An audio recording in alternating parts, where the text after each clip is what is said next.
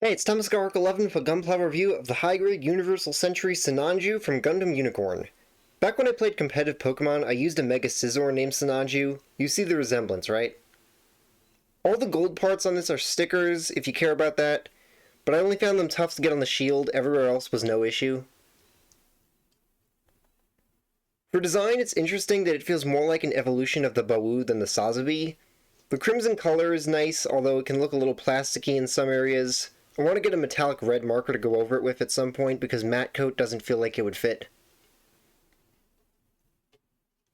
I feel like it needs to be shiny.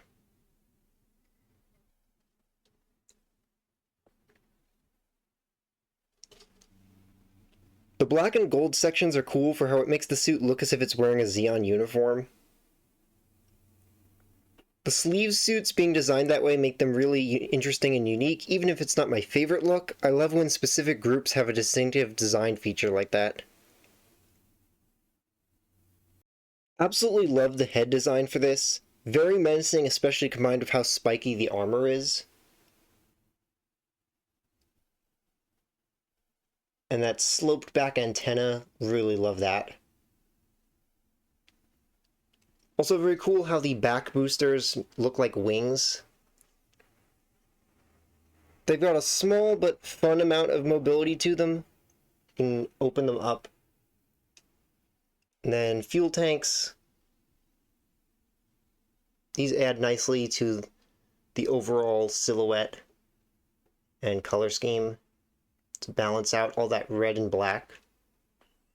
Big fan of just how hefty the flight backpack is in general. And then the back skirt here moves a bit. Not a lot, but works for posing it in flight, I guess. For equipment, it's got a bunch of nice weapons. First is this really nice long rifle.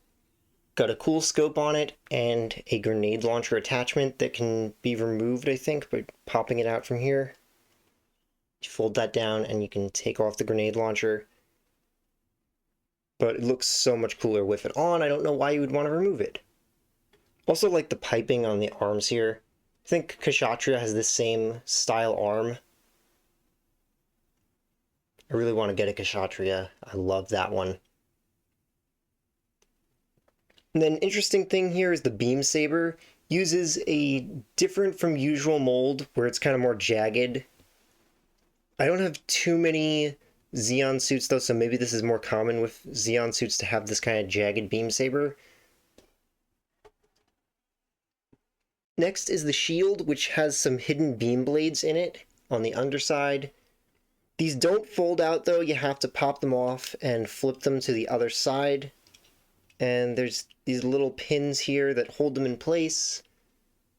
But they're a bit flimsy, so they don't always stay up too well. Like this one, it kind of wobbles too much, so you might want to put something in here to stabilize that if you're going to have this out on display. And then you slide in these beam effect parts.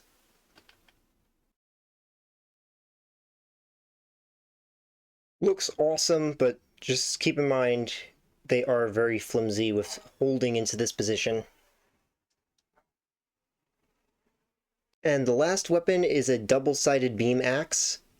The effect parts for this can also be swapped into this one and vice versa, if you wanted to have the longer beams on the axe. And then it has a second beam saber and another right hand that can hold the beam saber or the axe if you want to have that instead of the rifle. There's also lots of great spots to easily panel line it, like around the shoulders. The head is really great for panel lining, makes that very easy. Vents, and not so easy, but I also panel lined on the piping here. And I might do another video on this at some point after I paint over the armor with metallic red once I get that. Overall, great suit design and cool weapons with one just having a display issue. The Sinanju I'd say is my third favorite Char or Char clone suit in the franchise, behind the Nightingale and the Sazabi, but I don't have either of those yet. If you watch to the end, comment Blossom Dance, and if you want to see more of my Gunpla reviews, you can go to the playlist linked on the left side of the screen, and see you next time.